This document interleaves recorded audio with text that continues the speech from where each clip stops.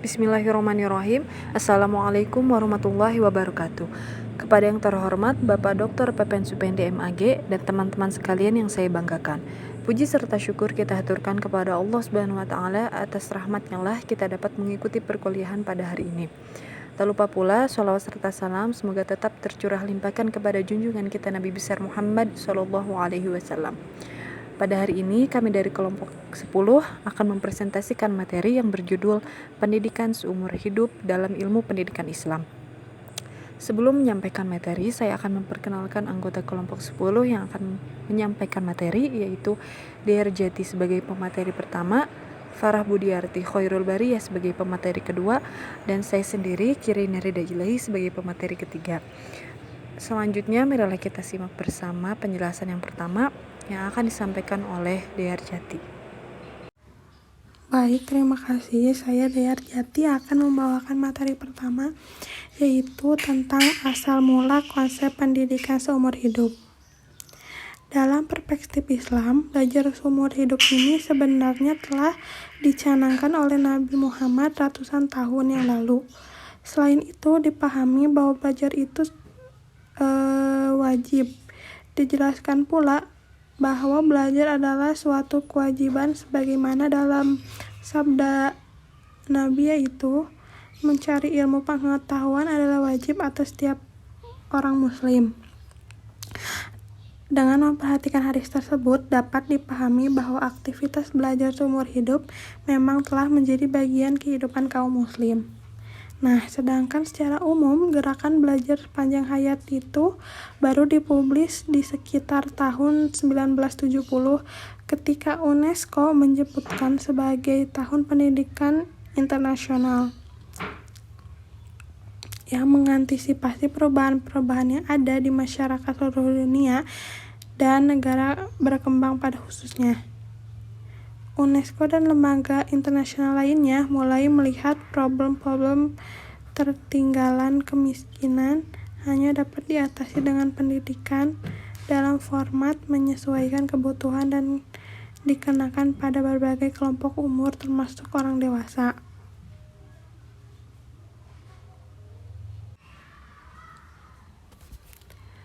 Saat negara-negara berkembang mulai menerapkan pendidikan dasar yang perwujudannya adalah wajib belajar, maka mulai terasa bahwa untuk kelompok masyarakat yang kurang beruntung perlu dibantu dengan format pendidikan sepanjang hayat.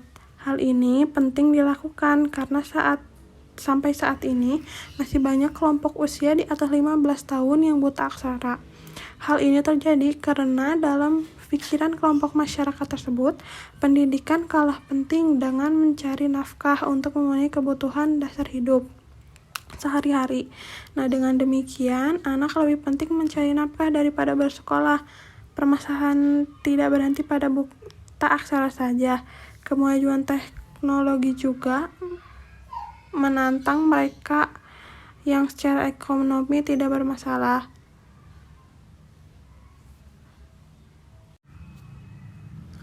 Selanjutnya ada tujuan pendidikan seumur hidup.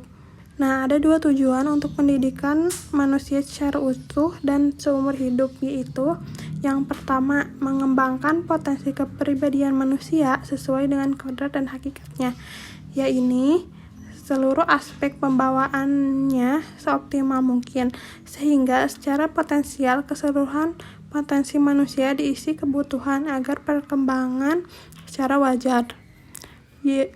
Lalu yang kedua, dengan mengingat proses pertumbuhan dan perkembangan kepribadian manusia bersifat hidup dan dinamis, maka pendidikan wajib belajar berlangsung selama masa hidup.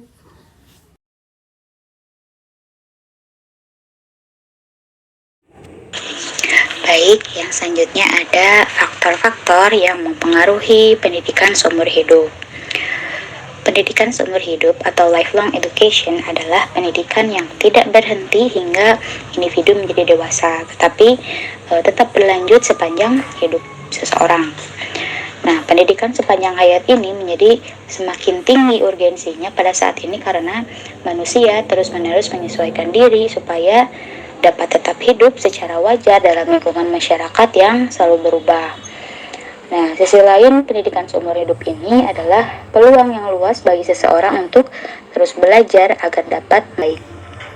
Adapun hal-hal yang menyebabkan dan memungkinkan keadaan seperti ini adalah yang pertama, majunya ilmu dan teknologi. Kemudian yang kedua, ada produk-produk teknologi yang perlu dipelajari karena terkait dengan alat-alat kerja. Kemudian bagi mereka yang menggunakan alat berbasis menggunakan alat kerja berbasis teknologi, kemudian perubahan sosial sebagai dampak majunya ilmu dan teknologi. Nah, dalam hubungannya dengan belajar sepanjang hayat akan dikemukakan tugas-tugas perkembangan masa dewasa awal, masa setengah baya, dan orang tua untuk memberikan pengalaman belajar yang sesuai dalam rangka belajar sepanjang hayat. Adapun tugas perkembangan tersebut, yang pertama, tugas perkembangan masa dewasa awal, yaitu memilih pasangan hidup, kemudian bertanggung jawab sebagai warga negara, kemudian berupaya mendapatkan kelompok sosial yang tepat serta menarik. Adapun tugas-tugas perkembangan masa setengah baya, yaitu bertanggung jawab sosial dan menjadi warga negara yang baik, kemudian mengisi waktu senggang dengan kegiatan-kegiatan tertentu, kemudian menyesuaikan diri dengan perubahan fisik dan pertambahan umur.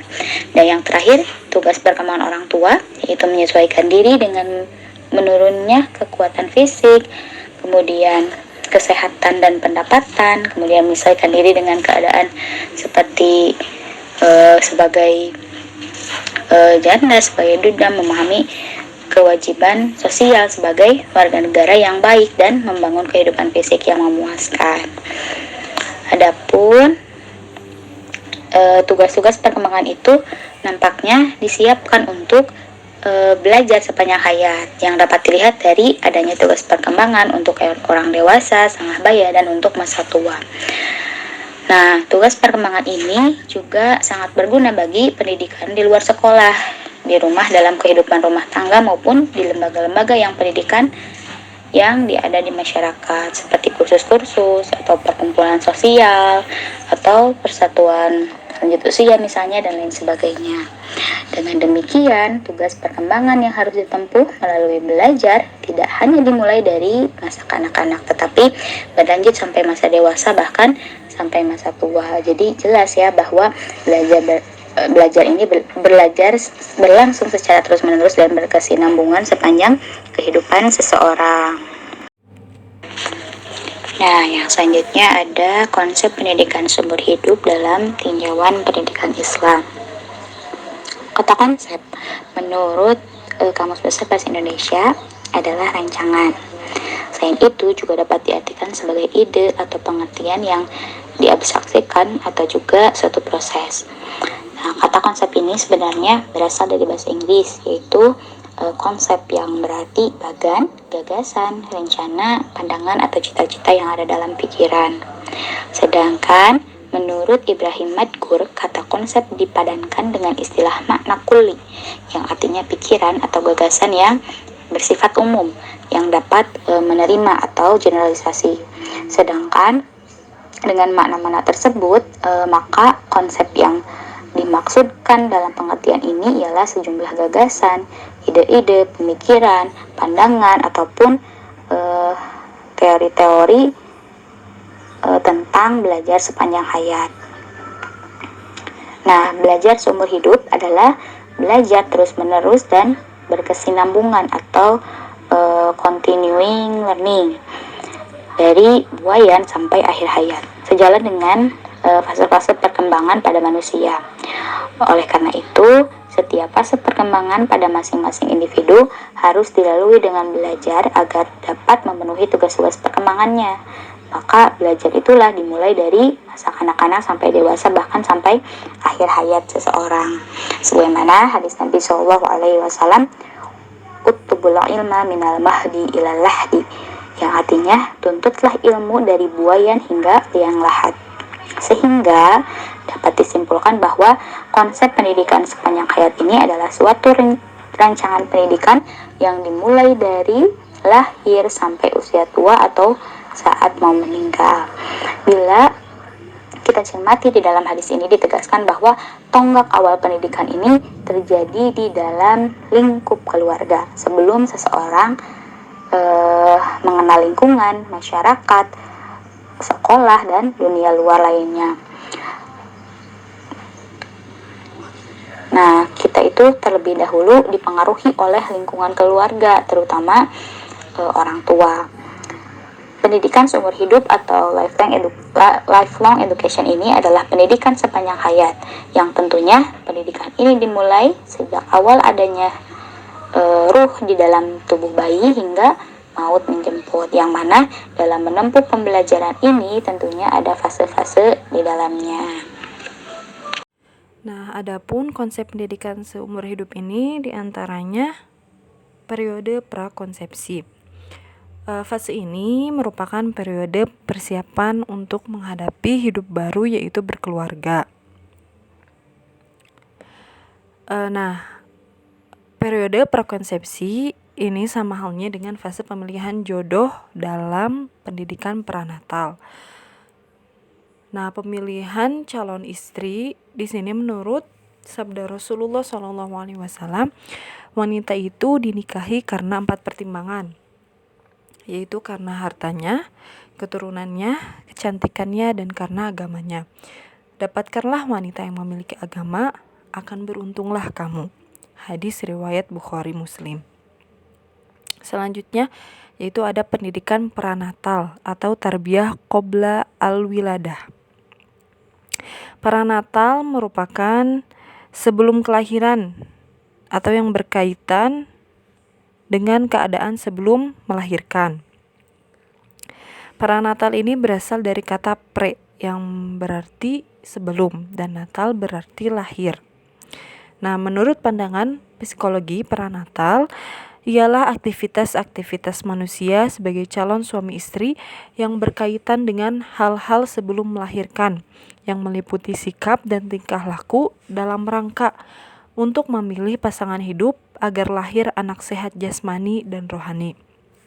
Pranatal juga sebagai aktivitas, berbagai macam aktivitas seseorang mencakup sebelum melakukan pernikahan, setelah melakukan pernikahan, melakukan hubungan suami istri, hamil hingga akan melahirkan. Aktivitas yang dimaksud merupakan segala tindak tanduk laki-laki maupun perempuan. Jadi para pemuda dan pemudi hendaknya segera memperhatikan tingkah lakunya untuk membiasakan perilaku yang baik, jika menginginkan anaknya memiliki perilaku yang baik pula. Selanjutnya yaitu ada pendidikan postnatal. Pendidikan postnatal ini memiliki beberapa fase. Yang pertama itu fase bayi. Fase bayi ialah fase masa kehidupan manusia terhitung dari saat kelahiran sampai kira-kira berumur 2 tahun. Nah, perkembangan yang menonjol pada saat itu yaitu perkembangan pendengaran. Seperti firman Allah, Dia yang menciptakan kamu dan menjadikan bagi kamu pendengaran, penglihatan, dan hati, tetapi amat sedikit kamu bersyukur. Nah, hal yang harus dilakukan oleh orang tua terhadap anaknya yaitu yang pertama mengeluarkan zakat fitrah, yang kedua mendapat hak waris, yang ketiga menyampaikan kabar gembira dan ucapan selamat atas kelahiran, yang keempat menyuarakan azan dan iqomah di telinga bayi, yang kelima akikah, dan yang terakhir memberi nama. Lalu ada fase kanak-kanak. Fase kanak-kanak disebut sebagai masa estetika, masa indera, dan masa menentang orang tua. Nah, masa bayi ini dibagi 2 fase, yaitu fase anal dan prasekolah. Fase anal ini di antara anak umur 1 hingga 3 tahun.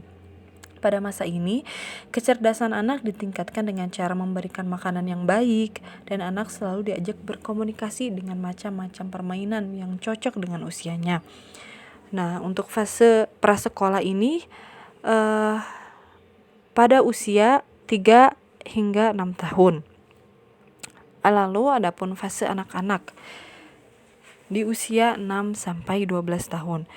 Adapun karakteristiknya antara lain yang pertama, anak mulai bersekolah. Yang kedua, guru mulai menjadi pujaannya. Yang ketiga, gigi tetap mulai tumbuh. Yang keempat, mulai malu apabila auratnya dilihat orang. Yang kelima, hubungan anak dengan ayah semakin dekat. Dan yang terakhir, yang keenam, yaitu anak suka sekali menghafal. Nah, selanjutnya itu ada fase remaja. Awal remaja ditandai dengan dimulainya keguncangan, baik laki-laki maupun perempuan. Nah, proses terbentuknya pendirian hidup dipandang sebagai penemuan nilai-nilai hidup. Adapun menurut Sumardi Suryabrata, proses tersebut melalui 3 langkah. Yang pertama, karena tidak ada pedoman. Si remaja merindukan sesuatu yang dianggap bernilai, pantas dihargai dan dipuja. Yang kedua, objek pemujaan itu telah mulai lebih jelas, yaitu pribadi-pribadi yang dianggap mendukung sesuatu nilai. Dan yang ketiga, si remaja telah dapat menghargai nilai-nilai lepas dari pendukungnya. Yang terakhir yaitu ada fase dewasa. Nah, usia dewasa dimulai sejak berakhirnya kegoncangan-kegoncangan kejiwaan pada masa remaja. Maka usia dewasa dikatakan masa ketenangan jiwa, ketetapan hati, dan keamanan yang tegas. Adapun fase-fasenya yaitu yang pertama, fase dewasa dini, yaitu masa pencarian kemantapan, di mana suatu masa yang penuh dengan masalah dan ketegangan emosional. Yang kedua, fase dewasa madya. Nah, fase dewasa madya ini kentaran antara usia 40 hingga 60 tahun. Pada masa ini ditandai dengan adanya perubahan-perubahan jasmani dan mental. Di usia 60 tahun biasanya terjadi penurunan kekuatan fisik, sering pula diikuti dengan penurunan daya ingat. Yang terakhir, fase dewasa akhir. Ciri-ciri fase dewasa akhir ini diantaranya merupakan periode kemunduran, perbedaan individual, usia tua dinilai dengan kriteria yang berbeda-beda. Sekian penyampaian materi dari kelompok 10. Mohon maaf apabila ada kekurangan. Wal akhir, wassalamualaikum warahmatullahi wabarakatuh.